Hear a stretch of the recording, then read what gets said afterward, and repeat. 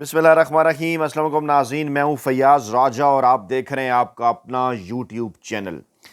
पाकिस्तान तहरीक इंसाफ को बिलखसूस और पाकिस्तानी अवाम को बिलअमूम मुबारक हो कि इमरान खान ने माफिया, हैंडलर्स और सहूलतकारों के खिलाफ आसाब की जंग का आखिरी मरहला हतमी तौर पर जीत लिया है। और बिलाशुबा क्योंकि रब की ज़ात का वादा है कि आखिरी फतह हमेशा और हक और सच की होगी, ऐसा ही हुआ। इमरान खान के मामले में भी हक और सच की फतह और तवील तरीन जदोजहद के बाद इमरान खान के मुकाबले में माफिया, हैंडलर्स और सहूलतकार शिकस्त खा चुके हैं।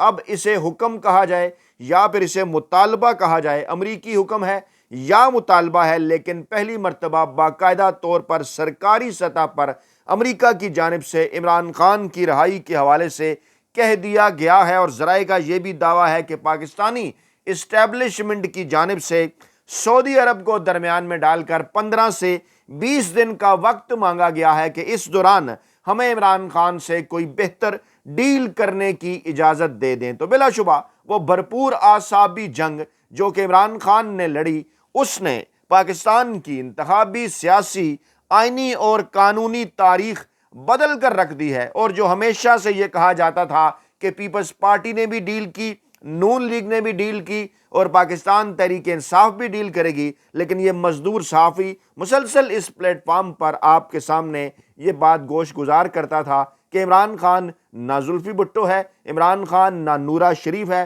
इमरान खान पाकिस्तानी अवाम का कप्तान है। और बारहा अडयाला जेल से एक ही पैगाम पाकिस्तानी अवाम के नाम पहुंचा रहा है कि आपने घबराना नहीं है क्योंकि डट के खड़ा है कप्तान। हैरान कुन तौर पर कल जो इमरान खान ने अडयाला जेल से पैगाम पाकिस्तानी अवाम के नाम और आपके नाम भिजवाया, वो भी इसी जुमले ही से शुरू हुआ, इय्याका नअबुदु व इय्याका नस्तईन के बाद इमरान खान ने यही कहा कि सबसे पहले तो आपने घबराना नहीं है। इस वक्त बड़े बड़े सबूत इसकी तस्दीक के हवाले से हम आपके सामने रखेंगे। ख़ास तौर पर यह बड़ी खबर जो कि सामने आई कि मौलाना फजल रहमान, महमूद खान अचकज़ई और अख्तर मैंगल बहुत जल्द आइंदा चंद दिनों के अंदर अडयाला जेल में जाकर इमरान खान से मुलाकात करने जा रहे हैं मौजूदा सूरत हाल के अंदर। कल एक ब्रेकिंग न्यूज़ एक्सक्लूसिवली हमने आपके सामने रखी थी। इस मजदूर साफ़ी ने आपको बताया था कि सरदस्त इमरान खान ने चंद दिनों के लिए सिविल नाफरमानी की तहरीक मौखर करने के हवाले से पाकिस्तान तहरीक इंसाफ की क़यादत को जो इस्टेब्लिशमेंट का पहुंचाया हुआ पैगाम था, जो रिक्वेस्ट थी, उसकी बिना पर पाकिस्तान तहरीक इंसाफ की क़यादत ने इमरान खान को मनाया और वो मौखर कर दी गई चंद दिनों के लिए। और इमरान खान ने कल अपने उस पैगाम में कहा था, जो पाकिस्तानी अवाम और आपके नाम भेजा, कि ये आखिरी मर्तबा सिर्फ और सिर्फ पाकिस्तानी अवाम की खातिर इस्टेब्लिशमेंट को, माफिया को, हैंडलर्स को और सहूलतकारों को वो मज़ीद कुछ दिन दे रहे हैं। इस दौरान वो जुडिशल कमीशन 26 नवंबर और 9 मई के हवाले से बनाएं, मामलात को आगे बढ़ाएं। हम सिविल नाफरमानी की तहरीक कुछ दिन तक रोके रखते हैं, लेकिन बहरहाल इस मामले को आगे लेकर जाएंगे। फिर ख़ास तौर पर इमरान खान ने डी चौक में होने वाली शहादतों का जिक्र करते हुए ये कहा था कि इस मामले को आलमी अदालत इंसाफ में भी ले जाया जाएगा। इस दौरान होता क्या रहा, इमरान खान ने भरपूर पॉलिटिकल कार्ड्स अपने तमाम तर खेले और आखिरी मरहले में जब 5 रुकनी कमेटी इमरान खान ने मुज़ाकरात की बनाई तो पहले नून लीग और पीपल्स पार्टी की जानिब से मजाक उड़ाया गया, लेकिन जब पाकिस्तान तहरीक इंसाफ ने कहा कि आप ये ना समझें कि हम कोई जो है वो आपसे शिकस्त खा गए या हम परेशान हैं या हम पीछे हट गए इसलिए आपको मुज़ाकरात की ऑफ़र कर रहे हैं, अगर आपका शौक़ है तो करें, हम तैयार हैं, नहीं करते तो ना करें। उसके बाद फिर दोबारा मिन्नत तरले सामने आए। एक पूरी तरतीब थी जो कि इस्टेब्लिशमेंट के खुद साख्ता और गैर सरकारी तर्जुमानों की जानिब से कॉलम्स लिखवाए जाते रहे, उनकी जानिब से कॉलम लिखे गए। और इस वक्त जो जिसको कहना चाहिए ना कि क्लाइमैक्स सिचुएशन ये थी कि रिचर्ड गर्नेल जो कि डोनाल्ड ट्रंप के नामजद खुसूसी नुमाइंदा हैं, उनको जब तैनात किया डोनाल्ड ट्रंप ने, तो 26 नवंबर के दिन रिचर्ड गर्नेल ने इमरान खान की रहाई का मुतालबा किया था, एन उसी वक्त जब पाकिस्तान तहरीक इंसाफ डी चौक में एहतजाज कर रही थी। और इसे बड़ा सिग्निफिकेंट माना गया क्योंकि डोनाल्ड ट्रंप के नामजद खुसूसी नुमाइंदे रिचर्ड गर्नेल ने कहा था कि इमरान खान को फिल फौर रहा किया जाए, जिस पर जुल्फी बुखारी ने उनका शुक्रिया भी अदा किया था। اس کے بعد جب اب ان کی اپائنٹمنٹس ہوتی ہے جناب 2 دن پہلے، تو جنگ جیو گروپ جو کہ اس وقت باقاعدہ طور پر اسٹیبلشمنٹ کی گود میں ہے، نون لیگ کی گود میں ہے، ہمیشہ کی طرح ماضی میں بھی رہا ہے، انہوں نے جناب ڈونلڈ ٹرمپ کے مشیر کے خلاف خاص طور پر ایک کمپین جو ہے وہ انہوں نے سٹارٹ کر دی۔ یہ کمپین اصل میں عمران خان کے بکس میں شروع ہوئی۔ اس میں انہوں نے کل کی اپنی جنگ اخبار کے اندر جو ہے وہ رچرڈ گرنیل کو ہم جنس پرست بھی قرار دیا، خبر کے اندر بھی اس قسم کا پہلے ہیڈ لائن کے اندر ذکر کیا، بعد میں پھر جب رد عمل آنے کا خطرہ ہوا تو ہیڈ لائن سے نکال دیا، نیچے ذکر کر دیا۔ اور اس کے بعد انٹرسٹنگلی یہ ہوا کہ جب جیو نیوز اردو نے یہ ٹویٹ کیا کہ ہم جنس پرست رچرڈ گرنیل ٹرمپ کے خصوصی جو ہے وہ ایلچی مقرر کر دیے گئے ہیں، تو اس کے اوپر کوٹ ٹویٹ کر دیا رچرڈ گرنیل نے۔ جی ہاں، میں آپ کو دکھا رہا ہوں، رچرڈ گرنیل نے لکھا "I will say it again to Geo news Urdu, free Imran Khan". جی ہاں، انہیں پتا تھا کہ جب وہ جیو نیوز اردو کو ایڈریس کر رہے ہیں تو وہ کس کو ایڈریس کر رہے ہیں، جیو کس کی زبان بول رہا ہے، کس کے کہنے کے اوپر یہ کمپین شروع کی گئی ان کے خلاف، اور بھی بے شمار چیزیں ہیں۔ ماضی میں ذرا دکھائیے کہ جنگ جیو گروپ جہاں اپنے مقاصد اور مطالب حاصل کرنے ہوں وہاں تو ہم جنس پرست چھوڑ پتہ نہیں طرح طرح کے الزامات ہوں کسی کے اوپر تو ان کو بھی مائی باپ بنا لیا کرتے ہیں۔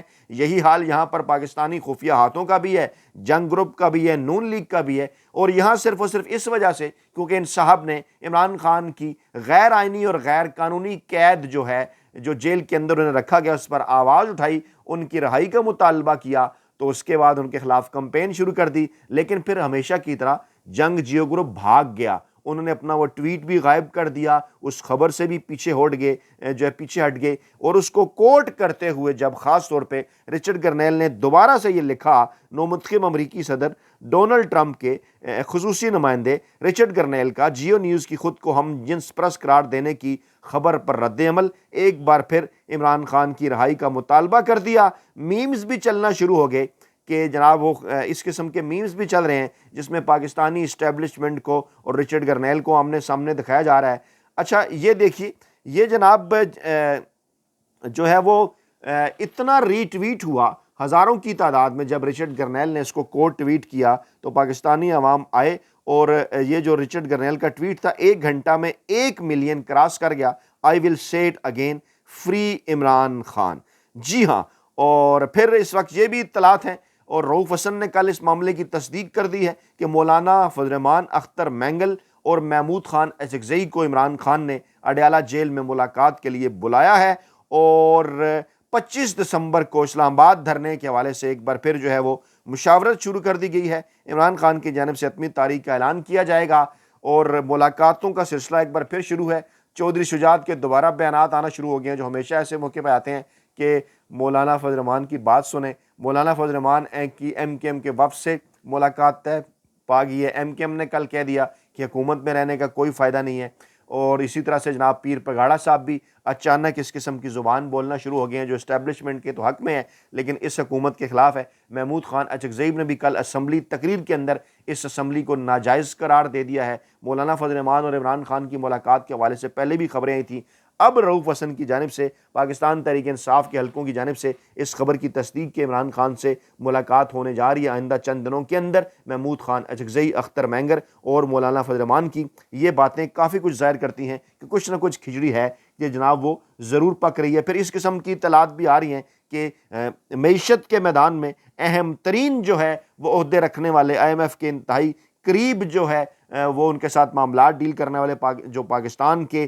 سینئر معیشت دان ہیں، ان کی جانب سے بھی کہا جا رہا ہے، سابق مشیر IMF کے سعید احمد کا کالم ایک جو کہ ماہر معیشت بھی ہیں پاکستان تحریک انصاف کی جانب سے کوٹ کیا جا رہا ہے کہ عمران خان کی حکومت گرائے جانے کے بعد سے پاکستانی معیشت کو 42 ارب ڈالر کا نقصان ہوا۔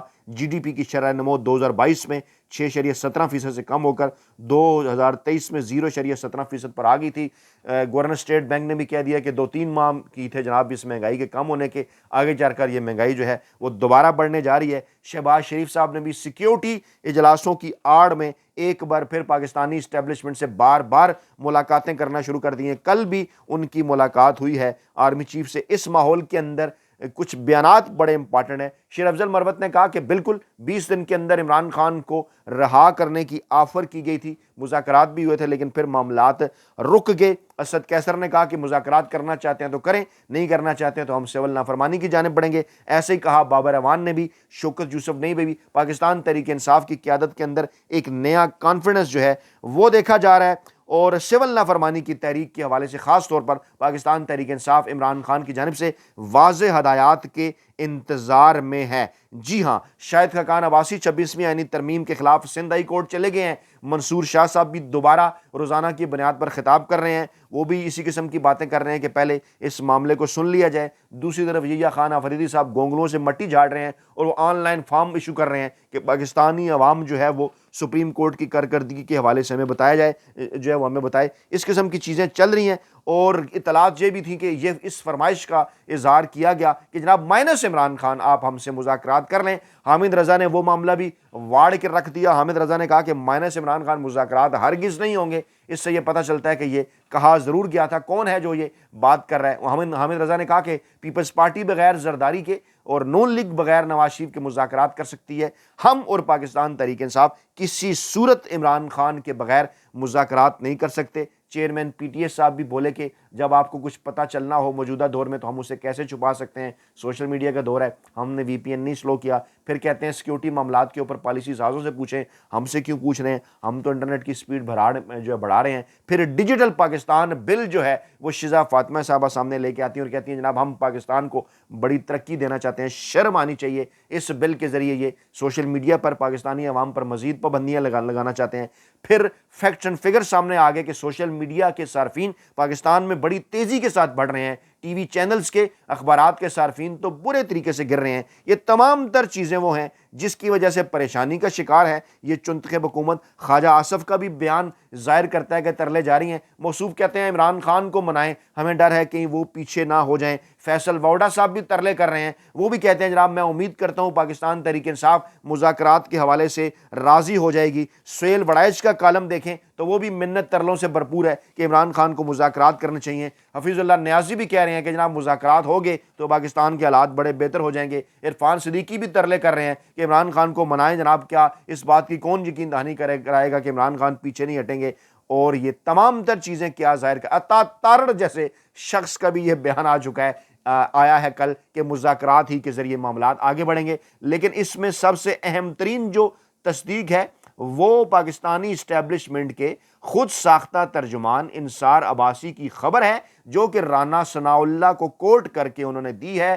اور یہ اشارے انہیں کہاں سے آتے ہیں آپ کو اچھی طرح سے اس بات کا اندازہ ہے۔ رانا ثناء اللہ نے بڑا انکشاف کیا ہے۔ وہ جو مذاق اڑایا کرتے تھے پاکستان تحریک انصاف کا، نون لیگ والے اور پیپلز پارٹی والے اور وڈے اینکر، ویلے کالم نگار اور ملازم صحافی کہ اسٹیبلشمنٹ عمران خان سے بات کرنے کے لیے تیار نہیں ہے، اب اس خبر کے مطابق پی ٹی آئی سے مذاکرات میں اسٹیبلشمنٹ تو رکاوٹ نہیں ہے، عمران خان سب سے بڑی رکاوٹ ہے اور پاکستان تحریک انصاف کی قیادت بے بس ہے، ایسا کہنا ہے رانا ثناء اللہ کا، جو شہباز شریف کے مشیر سمجھے جاتے ہیں، نواز شریف کے انتہائی قریب سمجھے جاتے ہیں۔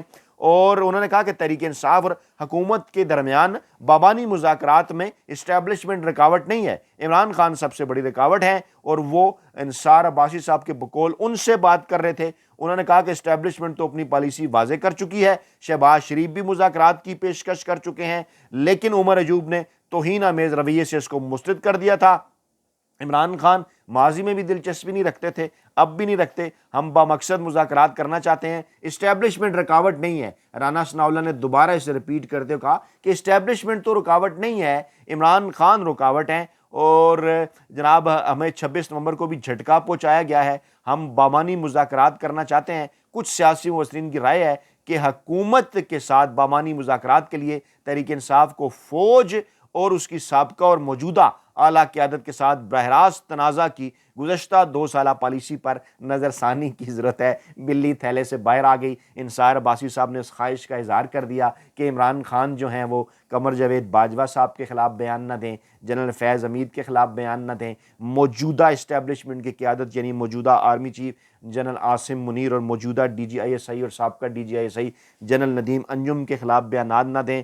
اور انہوں نے کہا کہ D G S P R نے بھی کہا تھا کہ تمام سیاسی جماعتیں ہمارے لیے جو ہے وہ قابل احترام ہیں، اور اس معاملے کو آگے جو ہے وہ اگر سیاسی جماعتیں مذاکرات کرنا چاہتی ہیں تو ہمیں کسی قسم کا کوئی اعتراض نہیں ہوگا۔ یہ تمام تر چیزیں اس جانب اشارہ کر رہی ہیں۔